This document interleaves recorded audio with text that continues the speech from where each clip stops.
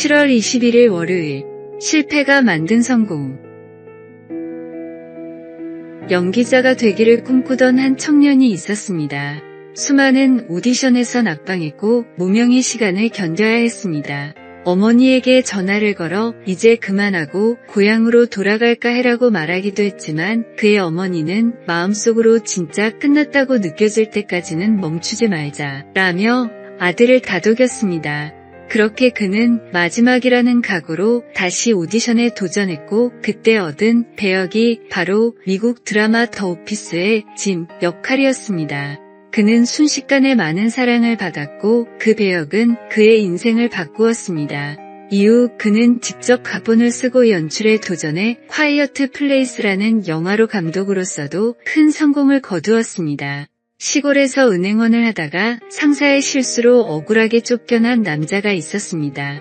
누명을 쓰고 감옥까지 갔던 남자는 수감 중작가가 되고 싶었던 어린 시절의 꿈을 되찾고 펜을 들기 시작했습니다.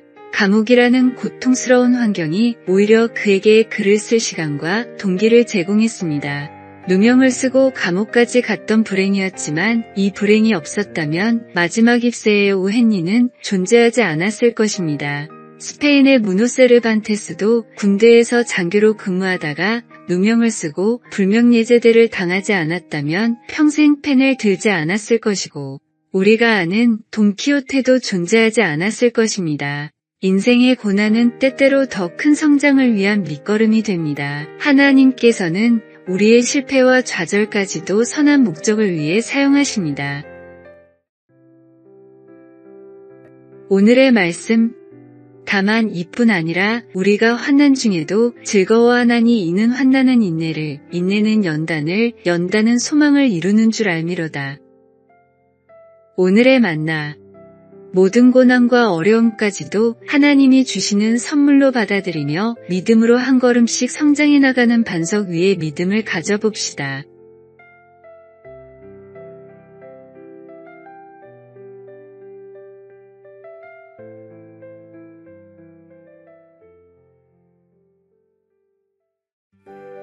(7월 22일) 화요일. 구원의 가치.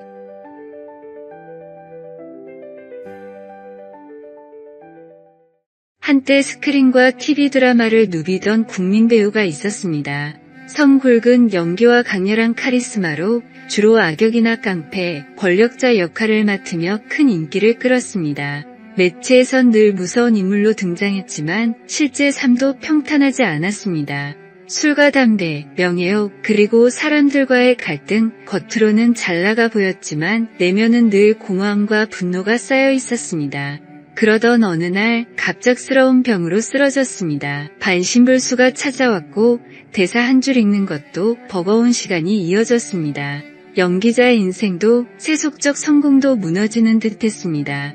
절망 속에서 그는 처음으로 하나님이 정말 계신가? 라는 질문을 붙잡고 성경책을 펴들었습니다. 치료받고 싶어서, 회복되고 싶어서, 말하자면 조건부 신앙이었습니다. 그런데 설교 중 들려온 말씀이 가슴을 치고 들어왔습니다. 병든 몸보다 더 깊이 아픈 건 병든 영혼입니다. 그날 그는 눈물로 기도했습니다. 하나님, 제 영혼을 고쳐주십시오. 그는 병상에서 회개했고 예수님을 인격적으로 만났습니다. 회복된 후 그는 배우가 아닌 목회자가 되었습니다. 명성과 스포트라이트 대신 소박한 예배당과 외딴 섬에서 복음을 전하는 삶을 선택했습니다. 그의 믿음은 처음엔 조건과 바람으로 시작되었지만 결국 하나님의 은혜 앞에 모든 계산이 무너졌습니다. 거저 받은 구원이었지만 그의 남은 삶 전부를 바쳐도 부족할 만큼 귀한 것이었습니다. 오늘의 말씀. 하나님이 세상을 이처럼 사랑하사 독생자를 주셨으니 이는 그를 믿는 자마다 멸망하지 않고 영생을 얻게 하려 하심이라. 오늘의 만나. 귀한 구원받아 하나님의 자녀라는 사실이 믿어지는 은혜를 허락하신 주님께 다시 한번 큰 감사와 찬양을 올려드려 봅시다.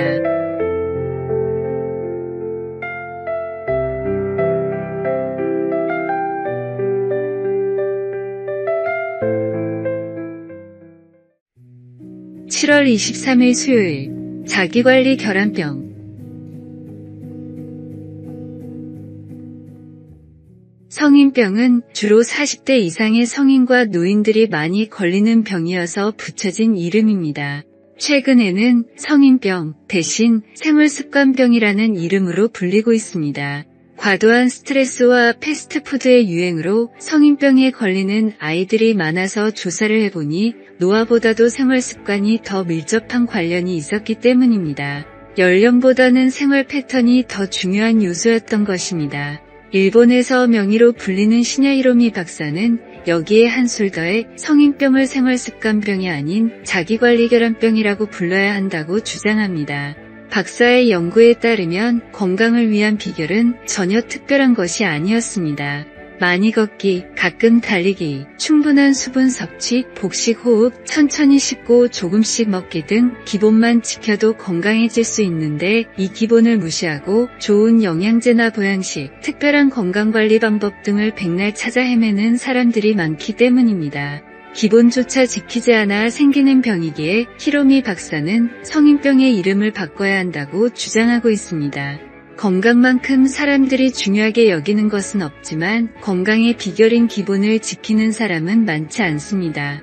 마찬가지로 성장하는 믿음 생활을 위해서는 항상 기본이 중요합니다. 특별한 은사나 체험보다도 매일의 말씀 일기하기도 성도들과의 교제가 더 중요합니다. 오늘의 말씀.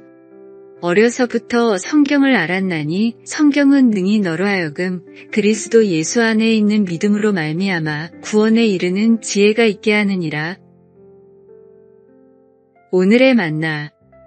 말씀과 기도, 사랑의 교제와 구제와 선행 등 모든 신앙의 기본을 지켜나갑시다.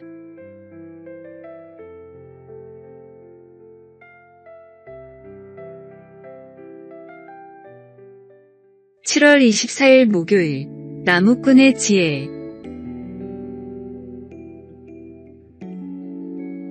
한 마을에 나무를 잘 타기로 유명한 남자가 있었습니다.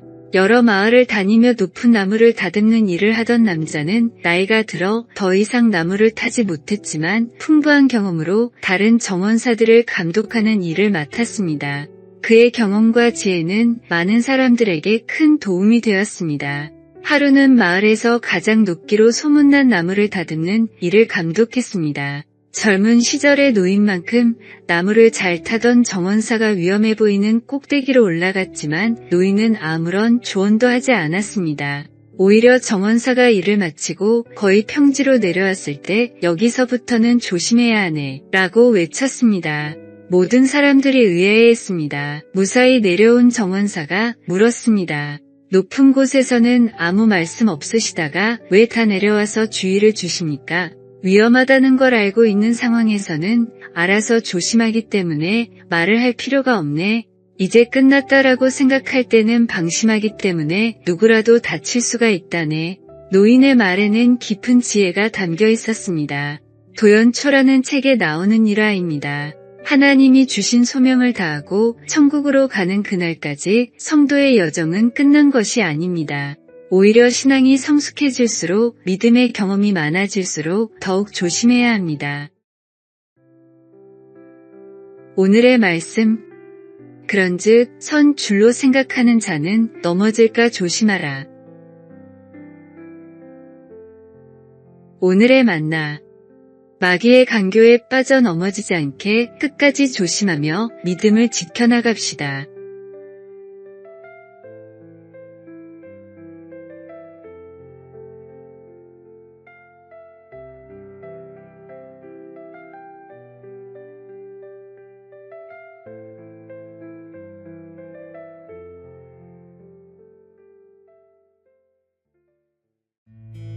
(7월 25일) 금요일. 파타고니아의 선택.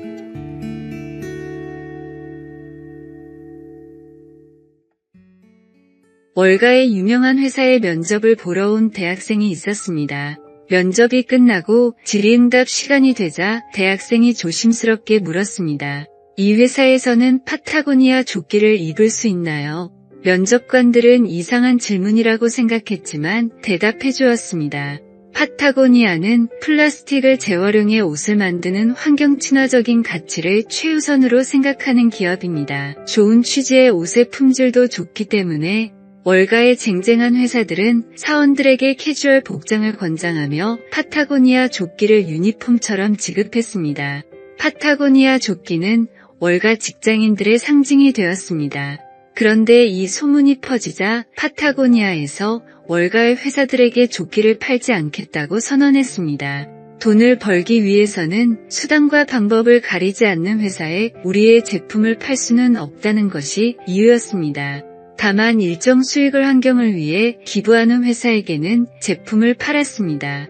엄청난 수익을 포기하는 결정이었지만 그들은 흔들리지 않았습니다. 그리고 실제로 이 사실이 알려진 뒤 많은 대학생들이 월가에 취업할 때 파타고니아 옷을 입을 수 있는지를 입사의 지표로 삼았다고 합니다.